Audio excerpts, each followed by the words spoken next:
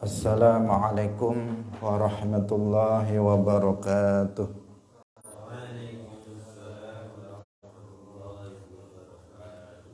Alhamdulillahi rabbil alamin. Lahu ni'matu wa lahul fadlu wa lahul thana'ul hasan.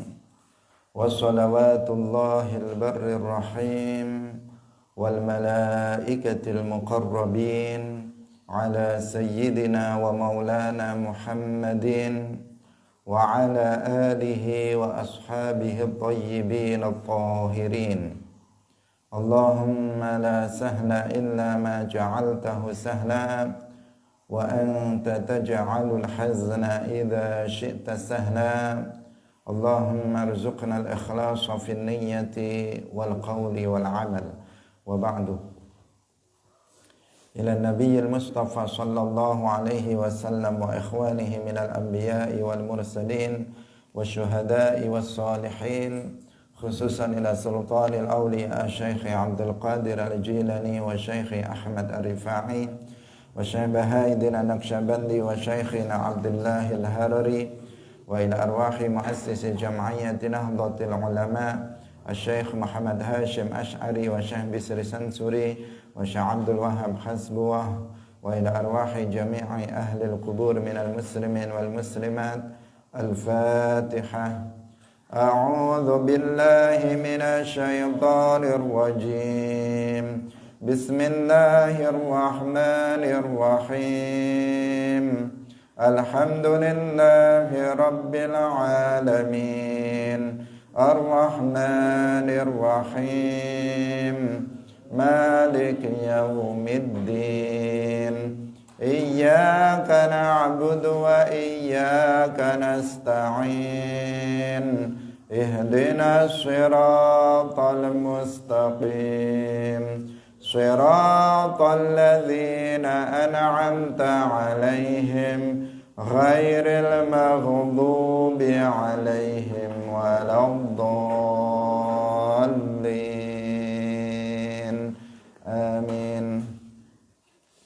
Hadirin hadirat kaum muslimin muslimat, pemirsa Madu TV rahimakumullah. Alhamdulillah, kita bersyukur kepada Allah Subhanahu wa taala pada pagi hari ini. Allah Subhanahu wa taala kembali mempertemukan kita dalam majelis ilmu, dalam pengajian kitab Bulughul Maram min Adillatil Ahkam. Semoga kebersamaan kita pada pagi hari ini diberkahi oleh Allah Subhanahu wa taala dan kita semuanya mendapatkan ilmu yang bermanfaat dan barakah fid dunya wal akhirah. Amin ya rabbal alamin.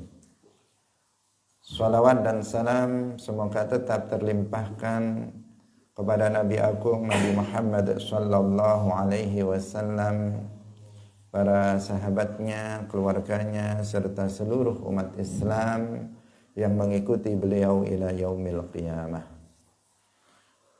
Mari kita lanjutkan ngaji kita pada pagi hari ini dengan mengikhlaskan niat kita masing-masing. Kita hadir dalam majelis ilmu untuk mencari ridha Allah Subhanahu wa ta'ala.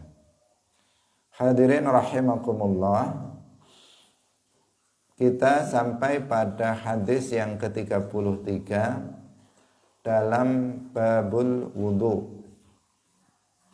Qala al-muallif rahimahullah wa an Abdullah bin Amr radhiyallahu anhuma fi sifatil wudu'i.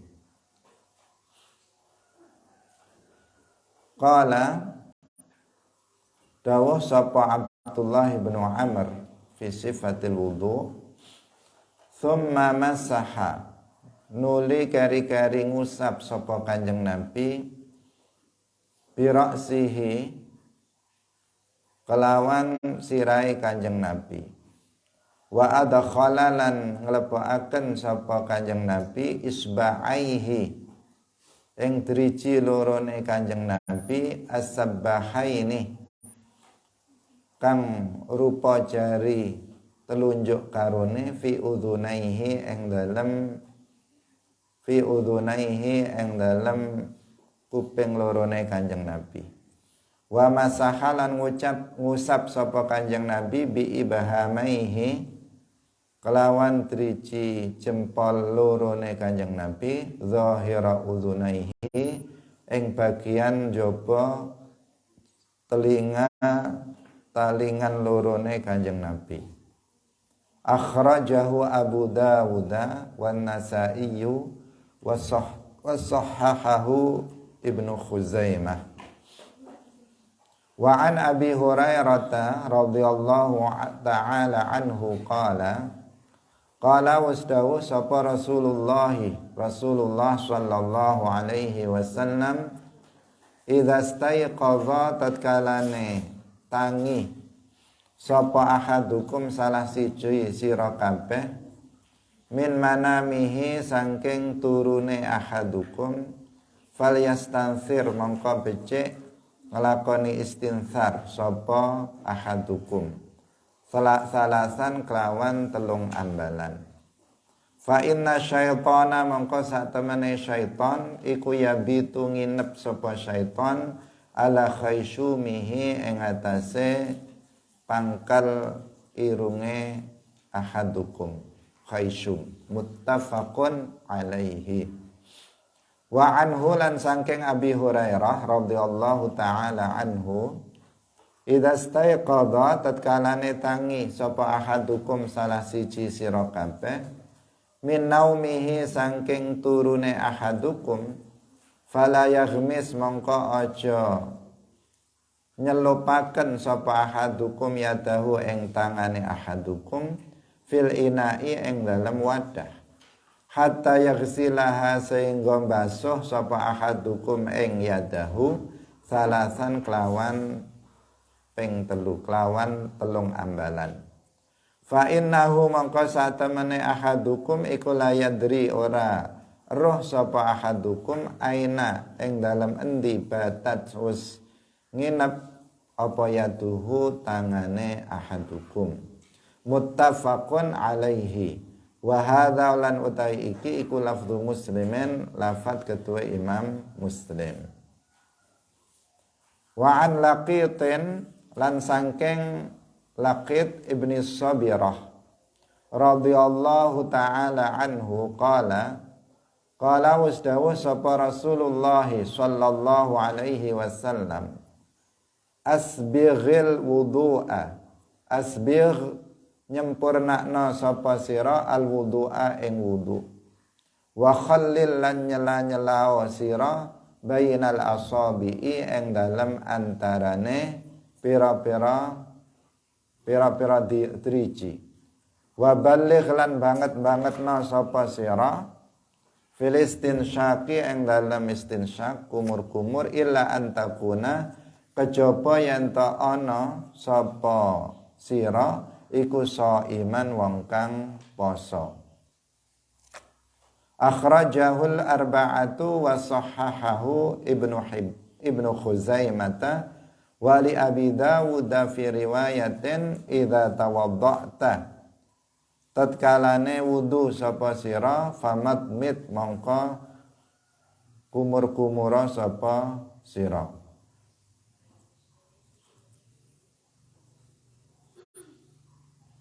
Wa an Utsman radhiyallahu ta'ala anhu anna nabiyya sallallahu alaihi wasallam kana ana sapa Kanjeng Nabi iku yukhallilu nyela-nyelani sapa Kanjeng Nabi lihyatahu ing jenggote Kanjeng Nabi fil wudu'i ing dalam wudu. Akhrajahu ngata'akan ing hadis sapa At-Tirmidzi wa sahahahu Ibnu Khuzaimah. Wa an Abdullah bin Zaid radhiyallahu ta'ala anhu anna nabiyya satamane Kanjeng Nabi sallallahu alaihi wasallam iku utiya den tekaaken bisulusai sapa Kanjeng Nabi bisulusai muddin kelawan sepertelone mud faja'ala mongko ndadeaken sapa Kanjeng Nabi yadluku mijet sapa Kanjeng Nabi zira'aihi ing zira' lorone Kanjeng Nabi. Akhrajahu Ahmad wa sahahahu Ibnu Khuzaimah. Hadirin rahimakumullah. Kita masih dalam pembahasan tentang permasalahan wudhu. Sebelumnya kita membahas tentang masalah mengusap kepala. Salah satu rukun daripada wudhu adalah mengusap kepala. Tata caranya sudah kita sampaikan. Sesuai dengan hadis yang diriwayatkan oleh Abdullah ibnu Zaid ibn Asim. Dalam hadis yang ke-33, Abdullah ibnu Amr juga menjelaskan tentang sifat wudhunya Rasulullah Sallallahu Alaihi Wasallam. Beliau mengatakan, "Thumma masaha Sallallahu Alaihi Wasallam bi ra'sihi." Kemudian Nabi mengusap kepalanya, wa adkhala isba'aihi sabbahataini fi udhunaihi. Kemudian Nabi memasukkan dua jari telunjuknya di dalam dua telinganya dan mengusap dengan dua ibu jarinya bagian luar kedua telinganya. Hadirin rahimakumullah, di sini dijelaskan tentang kesunahan mengusap kedua telinga. Jadi telinga ini diusap, bukan dibasuh, sebagaimana kepala itu diusap, bukan dibasuh. Di sini dijelaskan bahwasanya mengusap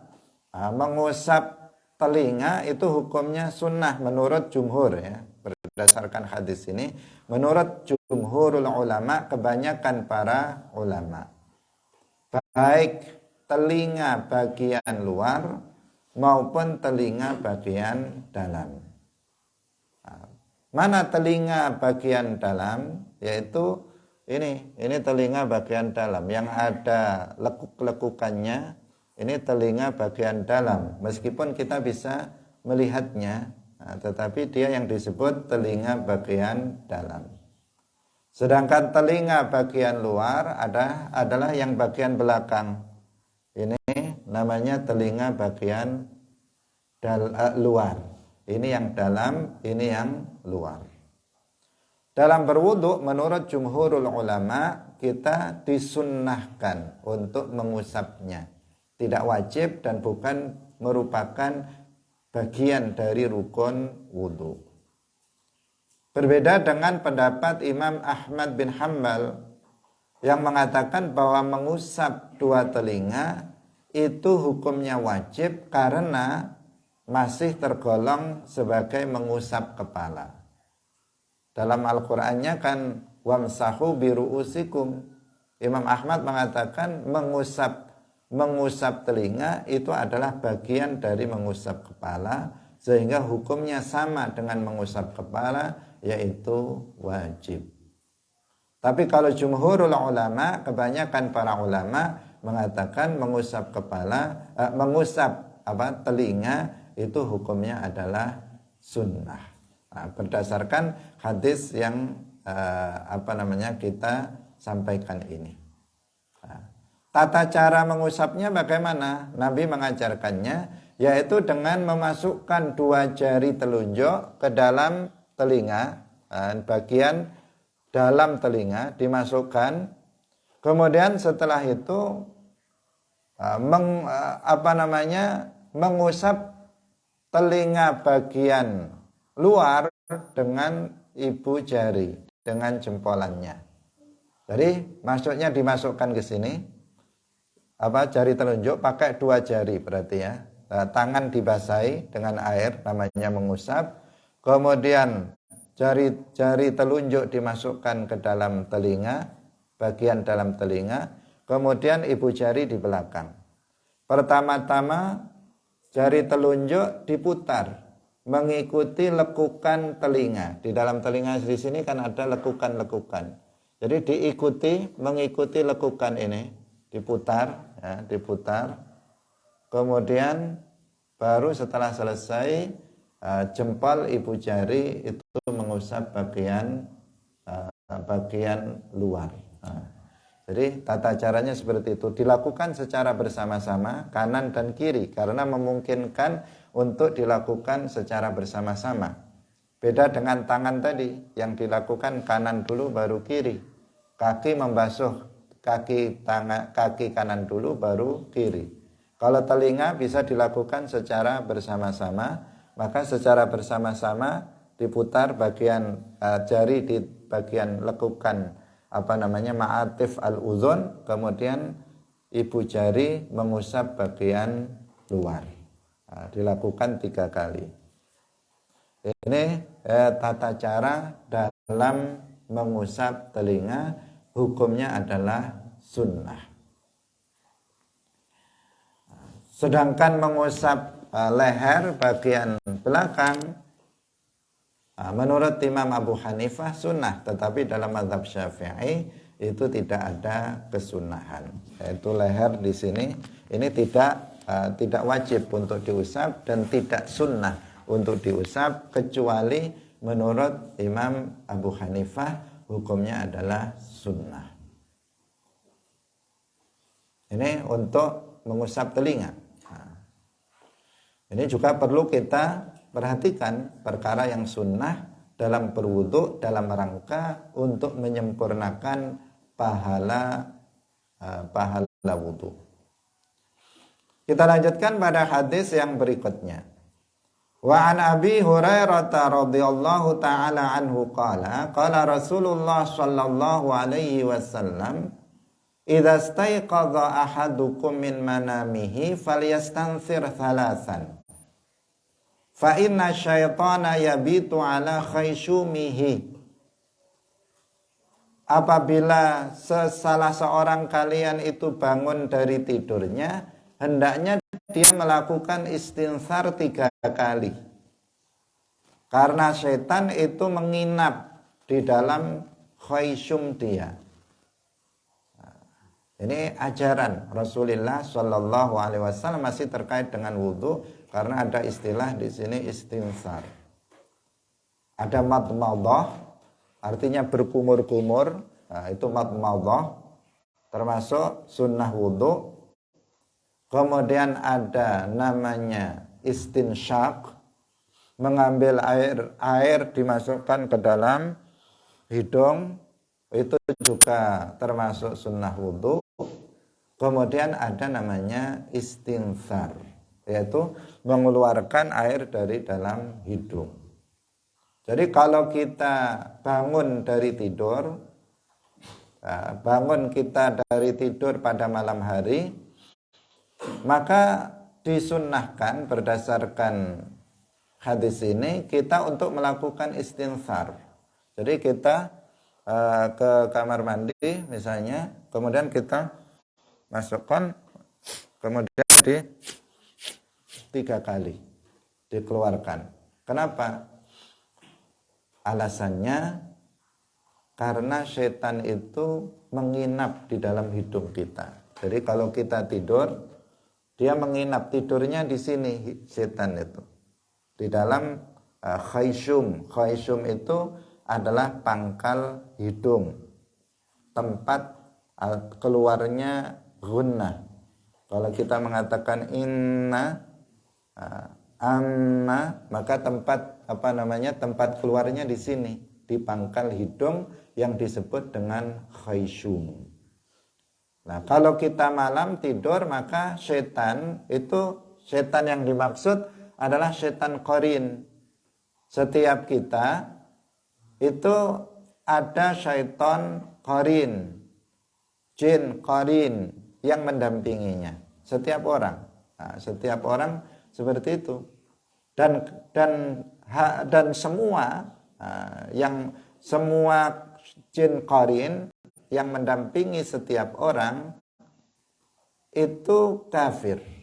Selain qarin Rasulullah Shallallahu Alaihi Wasallam yang masuk ke dalam agama Islam. Kalau qarinnya kita itu rata-rata semuanya kafir. Makanya disebut dengan syaitan. Nah, karena syaitan itu makna dasarnya adalah kafirul jin, yaitu jin yang kafir, itu namanya syaitan. Nah, qarin kita itu syaitan, jin yang kafir. Nah, beda dengan qarinnya Rasulullah. Tetapi setiap orang itu ada jin yang mendampinginya, yang senantiasa berusaha untuk mengganggu dan berusaha untuk menyesatkan seseorang yang dia karena dia kafir. Nah, sehingga seseorang harus mewaspadainya. Seseorang juga harus rajin untuk baca tahsin setiap pagi, baca tahsin setiap malam, setiap petang dia baca, setiap pagi baca, agar terbebas dari gangguan dari syaitan. Nah, agar karena dia nginapnya di sini, kalau kita tidur dia tidurnya di khayshum. Karena setan itu kan makhluk yang enggak seperti manusia seperti ini. Dia tidak bukan manusia yang berbentuk kayak manusia yang dia bisa berubah-ubah dan dia bisa masuk ke dalam tubuh manusia, termasuk dia bisa kalau tidur di sini di dalam khayshum. Nggak tahu kenapa tidurnya di dalam hidung, di dalam hidung kita, qarin kita masing-masing. Qarin kamu hidung nginapnya tidurnya di dalam hidung kamu, karena setan juga tidur. Nggak manusia saja yang tidur, dia juga capek, butuh tidur. Sehingga dia tidurnya itu di dalam khayshum, di dalam hidung. Karena itulah maka kalau kita bangun tidur, maka kita disunnahkan untuk melakukan istighfar. Tujuannya untuk mengeluarkan setan yang tidur di dalam hidung. Dengan mengeluarkan memasukkan air ke dalam hidung, kemudian mengeluarkannya sebanyak 3 kali agar dia ikut keluar dengan sebab itu. Ini ajaran Rasulullah sallallahu alaihi wasallam, fa inna syaitana yabitu ala khayshumihi, muttafaqun alaihi. Nah, ini mungkin amalan yang jarang untuk kita lakukan. Tetapi kalau kita habis bangun itu langsung kita juga wudhu, maka itu yang lebih utama. Dalam wudhu kita juga melakukan istighfar, madmadah, kita melakukan istinsyak, kita juga melakukan istighfar dalam wudhu. Sehingga kalau wudhu, apalagi wudhu pagi sebelum sholat subuh atau setelah bangun tidur secara umum, jangan sampai dilewati istinsyak dan istighfar, karena itu juga ada anjuran lain. Dikarenakan setan itu tidur di dalam hidungnya. Wa anhu an Abi Hurairah radhiyallahu taala anhu, idza staiqadha ahadukum min naumihi fala yaghmis yadahu fil ina'i. Apabila salah seorang kalian itu bangun dari tidurnya, maka jangan dicelupkan tangannya ke dalam wadah. Jangan dimasukkan tangannya itu dalam wadah yang ada airnya, sampai dia membasuhnya terlebih dahulu 3 kali. Basuh dulu tangannya, baru masukkan ke dalam air. Kenapa? Fa innahu la yadri, karena dia tidak tahu di mana tangannya itu menginap. Kalau kita sedang tidur, entah tangannya itu kemana saja, entah ke depan, entah ke belakang, entah ke mana-mana, yang terkadang bisa jadi dia menyentuh najis. Nah, tangannya ini terkena najis, bisa jadi seperti itu. Dia nggak tahu, namanya tidur, dia tidak sadar. Muttafaqun alaih wa hadza lafdhu Muslim. Hadirin rahimakumullah, dalam hadis ini dipahami beberapa hal. Yang pertama, disunnahkan untuk membasuh kedua tangan 3 kali ketika kita bangun tidur. Ini mazhab jumhur.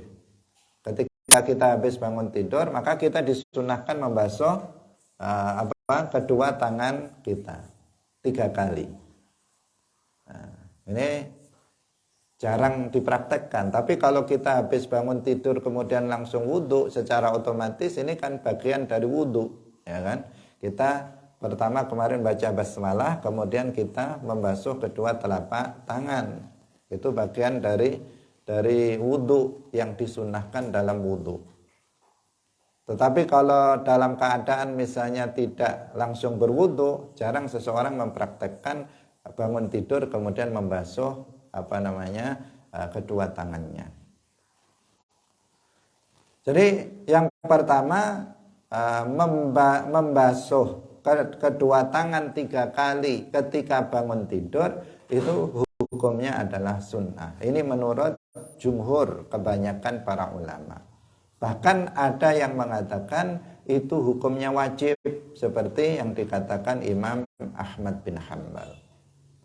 Imam Ahmad bin Hanbal, salah satu imam mujtahid, itu sering beliau mengambil ayat atau hadis itu berdasarkan makna zahirnya.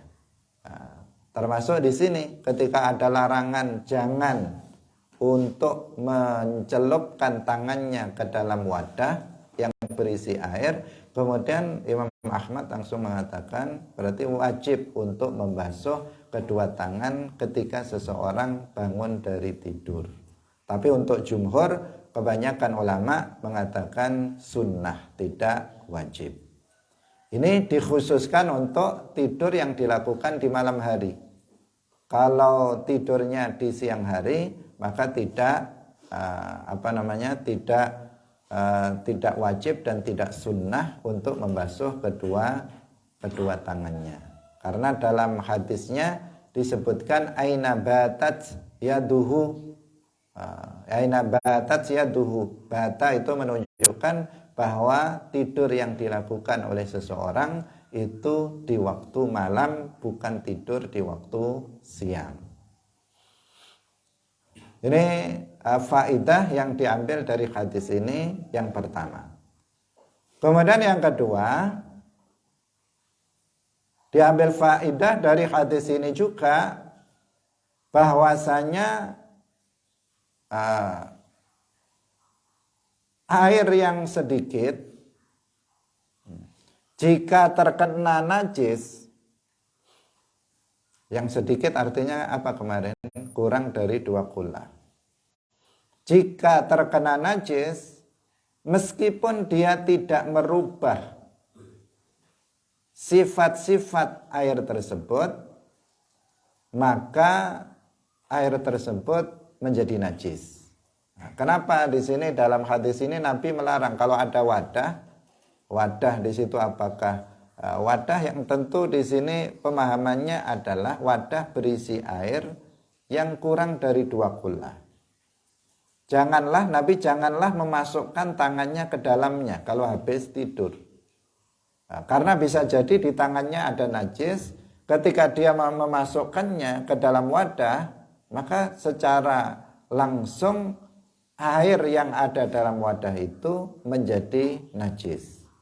Nah, berdasarkan hadis inilah Al-Imam Asy-Syafi'i dan yang sependapat dengan beliau mengatakan jika air itu sedikit kemudian didatangi oleh najis, maka air tersebut menjadi najis baik berubah sifat-sifatnya atau tidak berubah sifat-sifatnya.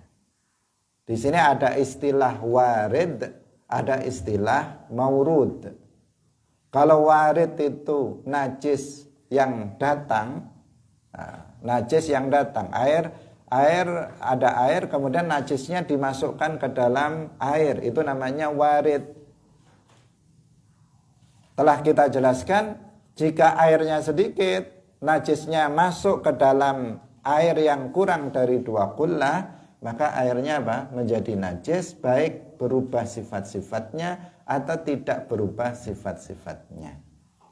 Tapi kalau airnya itu banyak, 2 kulah atau lebih, misalnya di sungai atau di lautan misalnya, sangat banyak airnya. Kemudian ada najis yang warid, ada najis yang jatuh ke dalamnya. Maka di sini dilihat apakah airnya berubah sifat-sifatnya, bau, rasa, dan warnanya dengan sebab najis itu atau tidak. Jika berubah, maka air tersebut menjadi najis meskipun banyak. Jika enggak berubah, maka air tersebut tetap suci dan mensucikannya. Beda kalau maurud. Kalau maurud itu artinya najisnya yang didatangi. Maka meskipun airnya itu sedikit, tidak mempengaruhi kepada kesucian najis itu. Kesucian apa? Air tersebut. Tidak mempengaruhi terhadap kesucian air tersebut. Jadi ini misalnya pakaian terkena najis, kemudian kamu datangkan airnya, kamu siramkan. Disiramkan, maka di sini airnya tetap suci dan bahkan bisa mensucikan benda yang terkena najis tersebut. Najisnya bisa hilang dengan sebab dibasuh dengan air. Jadi airnya yang dialirkan kepada najis, kepada benda yang terkena najis, bukan najisnya yang dimasukkan ke dalam air. Itu tata cara, diantaranya juga tata cara kita untuk ketika mencuci pakaian misalnya, maka airnya yang didatangkan pada najis, bukan najisnya yang didatangkan pada air. Khususnya jika airnya itu adalah sedikit, misalnya pakai keran atau pakai gayung disiramkan. Itu nanti airnya meskipun sedikit tidak menjadi najis. Hadirin rahimakumullah. Kita lanjutkan kembali. Ini faidah yang diambil dari hadis tersebut. Wa an Laqit bin Sabirah radhiyallahu taala anhu qala Rasulullah sallallahu alaihi wasallam asbighil wudu, sempurnakanlah wudu, wa khallil bainal asabi', dan sela-selalah di antara jari-jari, wa baligh fil istinsyaq, dan sangatkanlah di dalam melakukan istinsyak, memasukkan air ke dalam hidung, illa antakuna shaiman, kecuali apabila kamu dalam keadaan puasa. Nah, di sini Nabi memerintahkan kita untuk menyempurnakan wudu. Menyempurnakan wudu dengan mengerjakan hal-hal yang merupakan rukun wudu dengan secara sempurna, dan menambahkan hal-hal yang disunnahkan di dalam wudu.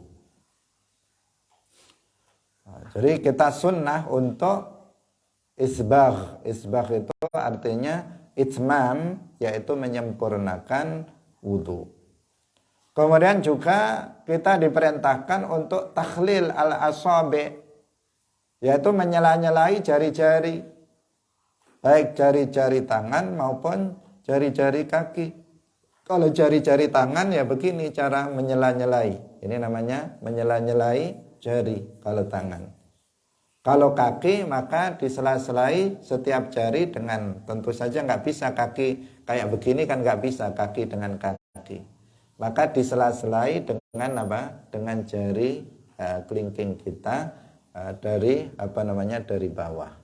Itu hukumnya juga sunnah.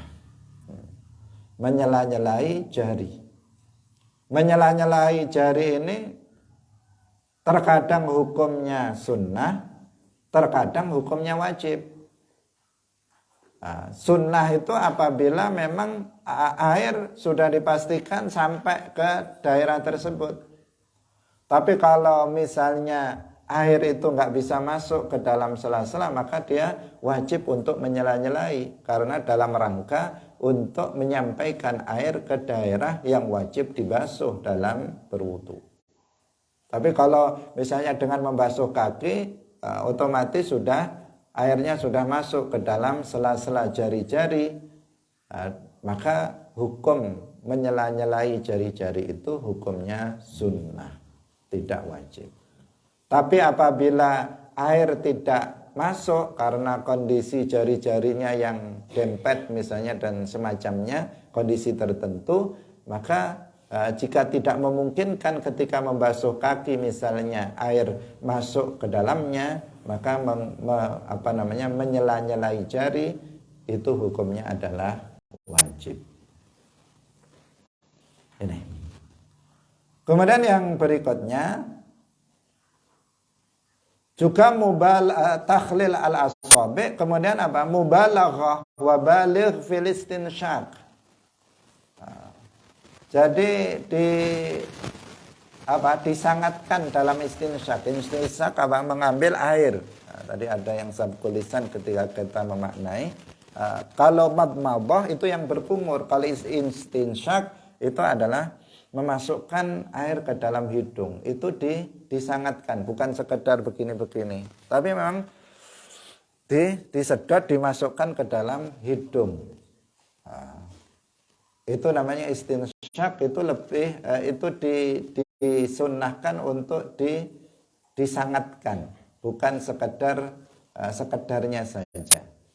Kecuali apabila seseorang sedang berpuasa. Kalau dia sedang berpuasa, nanti masuk melewati khayshum, itu bisa membatalkan puasanya.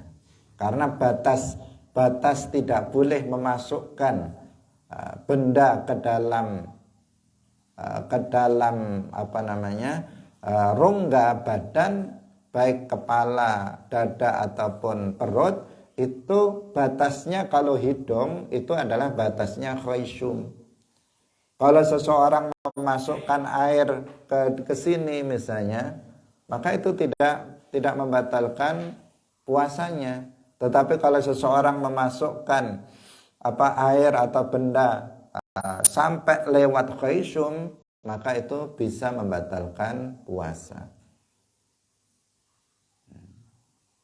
Hadirin rahimakumullah. Kemudian juga udah ini ya, untuk hadis yang ini, hadis yang ke-30 berapa ini? Ke-36. Ini yang bisa kita pahami atau kita jelaskan. Kemudian hadis yang ke-37. An Utsman radhiyallahu taala anhu, anna Nabiyya sallallahu alaihi wasallam kana yukhallilu lihyatahu fil wudu. Sekarang tentang masalah takhlil al-lihyah, yaitu menyela-nyelai jenggot. Jenggot ini yang tumbuh di rahang, ini namanya jenggot. Kalau yang tumbuh di samping, ini namanya arid. Jadi jenggot yang tumbuh di sini, di rahang. Dan rahang ini adalah bagian dari wajah yang wajib dibasuh ketika membasuh wajah. Sedangkan ini tidak wajib untuk dibasuh karena ini masuk leher, bukan bukan wajah. Nah, kalau seorang laki-laki itu memiliki jenggot, di sini hukumnya dirinci antara jenggot tebal dan jenggot tipis. Jadi al-lihyah al-kathifah atau al-kathah, jenggot yang tebal, dan al-lihyah al-khafifah, jenggot yang tipis. Ukurannya bagaimana jenggot yang tebal dan jenggot yang tipis? Jenggot yang tebal itu apabila kita lihat, maka kita lihat dalam takhotub, dalam kita berbincang-bincang, misalnya kita berbincang kan jaraknya tidak terlalu jauh. kita lihat jenggotnya itu tidak terlihat, kulit bagian dalam jenggot itu nggak terlihat. Jadi sudah betul-betul tertutup oleh rambut jenggotnya itu. Maka itu dikatakan jenggot yang tebal. Nah, dikatakan apa? Jenggot yang tebal, katsah atau kasifah. Tetapi apabila dipandang dalam jarak dekat seperti orang ngobrol, kok kulit bagian dalam jenggotnya itu masih terlihat, maka berarti jenggotnya tipis. Ini berlaku khusus untuk laki-laki, bukan untuk perempuan. Kalau ada perempuan berjenggot, maka ini ketentuan hukumnya beda. Dia tetap wajib untuk memasukkan air ke dalam jenggotnya. Nah, apabila seorang laki-laki jenggotnya tebal, dia tidak wajib untuk memasukkan air ke dalam kulit. Tidak wajib memasukkan air ke dalam kulit kalau jenggotnya itu tebal. Tetapi dia cukup untuk mengusap bagian luarnya saja. Namun menyela-nyelai jenggot itu sehingga air masuk ke dalam kulit, itu hukumnya adalah sunnah. Itu jika apa? Jenggotnya tebal. Jadi dari bawah, disela-selai dari bawah. Ini hukumnya adalah sunnah jika jenggotnya tebal. Tapi jika jenggotnya itu tipis, maka dia harus menyela-nyelainya agar memastikan air itu sampai ke dalam kulit jenggot itu. Bisa dipahami? Nah, jadi jika tebal itu tidak wajib menyela-nyelainya, tetapi sunnah dia cukup diusap bagian luarnya saja. Tetapi jika jenggotnya itu tipis, maka dia wajib untuk menyela-nyelai, karena dia wajib untuk menyampaikan air tersebut ke dalam kulit jenggot tersebut. Nah, ini ketentuan hukumnya. Nah.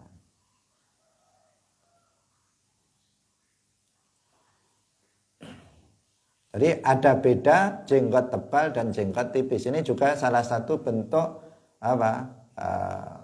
bahwa ajaran Islam itu mudah.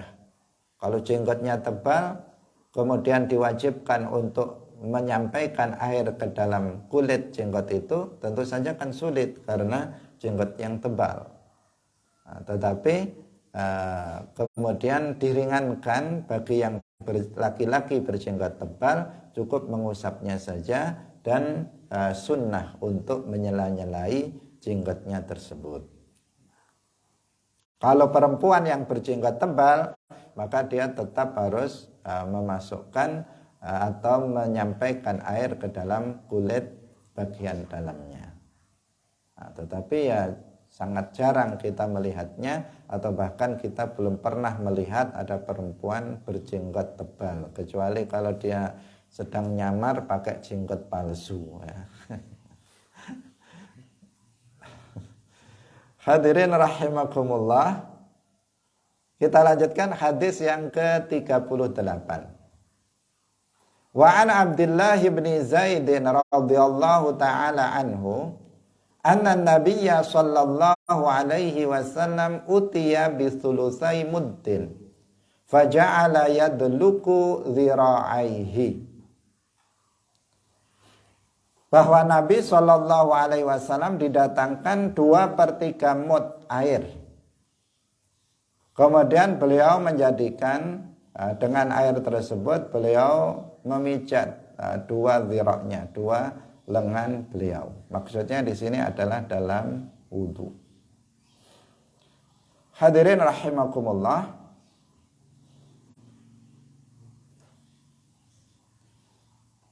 Di sini dipahami dari hadis faja'ala yadluku dhira'aihi, Nabi itu memijit kedua tangannya dalam wudu. Para ulama mengatakan bahwa sunnah hukumnya untuk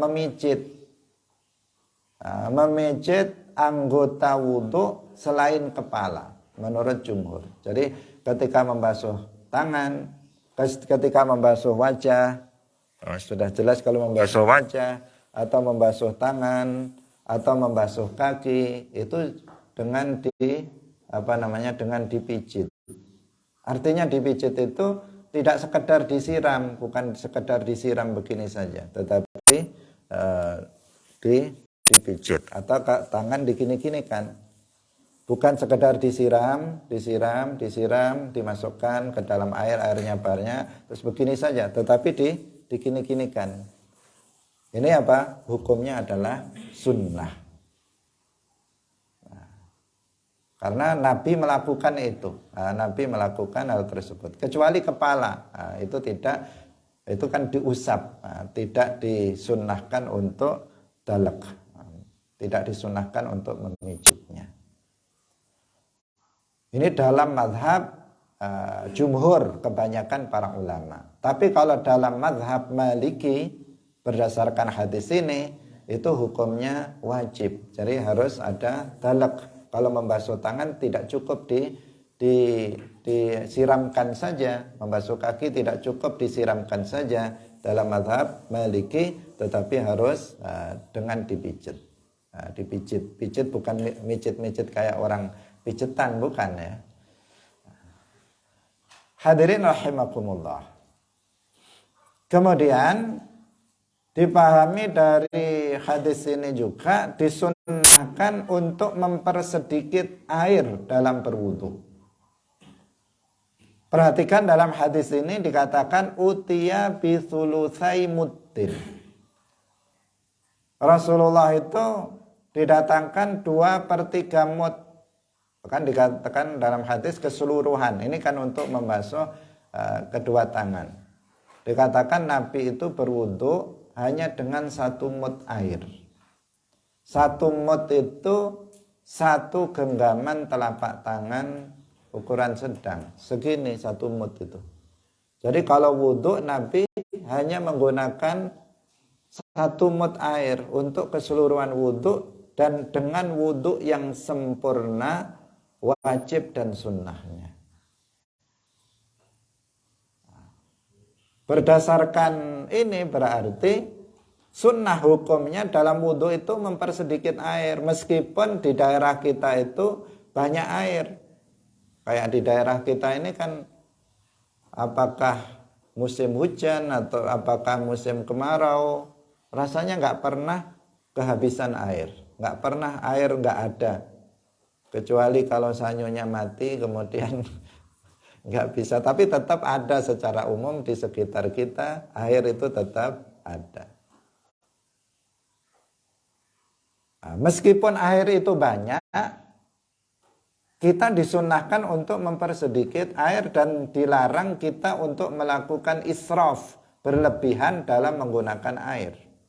Ini yang menjadi peringatan keras bagi kita, kebanyakan kita di Indonesia ini. Kalau wudu sering kita melakukan israf, berlebihan dalam penggunaan air. Sampai misalnya membasuh wajah saja habis 3 gayung, habis 1, 2 misalnya 3. Sampai habis 3 gayung. Mestinya 1 gayung cukup untuk berwuduk seluruhnya, tetapi dia berwuduk 1 gayung, membasuh 1 muka, membasuh 1 tangan, tangan satunya 1 gayung lagi. Itu namanya apa? Pemborosan air. Nah, ini harus diwaspadai, Karena al-israf dalam penggunaan air, kalau airnya itu adalah air masjid, maka hukumnya haram. Jadi air yang ada di masjid. Kemudian dia berlebihan dalam berwudu menggunakan air. Atau sebagian orang malah lebih parah, sebagian menggunakan keran dalam wudu, kemudian kerannya dibuka maksimal. Jos, langsung semuanya keluar. Padahal dia hanya butuh sedikit saja, tetapi dikeluarkan semuanya air itu. Nah, sudah dia basuh muka, dibiarkan saja dia mengalir tanpa dipakai air tersebut, tanpa dimanfaatkan. Nah, dia berlebihan dalam menggunakan air dalam berwudu. Kalau airnya air masjid, maka itu hukumnya adalah haram. Kalau airnya adalah air di rumah kita, air milik kita sendiri, maka ada khilaf di antara para ulama. Ada yang mengatakan makruh, ada yang mengatakan juga haram berlebihan itu. Karena itu kita mesti perhatikan, dalam wudhu khususnya ataupun dalam mandi. Jangan sampai kita melakukan israf. Nah, tata caranya juga seperti tadi, dengan cara dalak tadi, ada dalaknya. Kalau misalnya air untuk, misalnya kita satu botol aqua, cukup untuk berwudu. Jangankan satu botol, satu gelas aqua saja bisa digunakan untuk berwudu. Caranya ya dialirkan airnya ke dalam sini, kemudian didalak, ini namanya dalak, dibasuhkan, kemudian dirata-ratakan ke seluruh wajah. Udah sedikit saja sudah bisa, untuk 3 kali sudah bisa. Kemudian dengan dialirkan lagi, kemudian tangan. Misalnya dengan dalak tadi, diratakan dengan tangan, Nah, itu nanti bisa rata. Itu cukup, satu gelas aqua, misalnya air aqua, itu sudah cukup untuk berwudu. Apalagi satu botol kecil, apalagi satu botol yang besar, sudah lebih-lebih dalam penggunaan air dalam berwudu. Nah, ini tolong kita semuanya merubah tradisi kita di Indonesia yang suka menghambur-hamburkan, membuang-buang air ketika berwudu ataupun ketika mandi wajib. Harus penghematan terhadap air. Ini dalam Islam itu diajarkan hal yang seperti itu. Mungkin pada hari ini banyak air di kita, tetapi kita nggak tahu di kemudian hari nanti. Karena itu penghematan terhadap air itu diajarkan dan merupakan bagian dari ajaran Islam. Hadirin rahimakumullah, sampai di sini pengajian kita pada pagi hari ini. Insyaallah berikutnya akan kita lanjutkan dalam hadis-hadis yang masih terkait dengan permasalahan wudu. Barakallahu fikum, wallahul muwaffiq ila aqwamit thariq. Wassalamualaikum warahmatullahi wabarakatuh. La ilaha illallah. Allahumma salli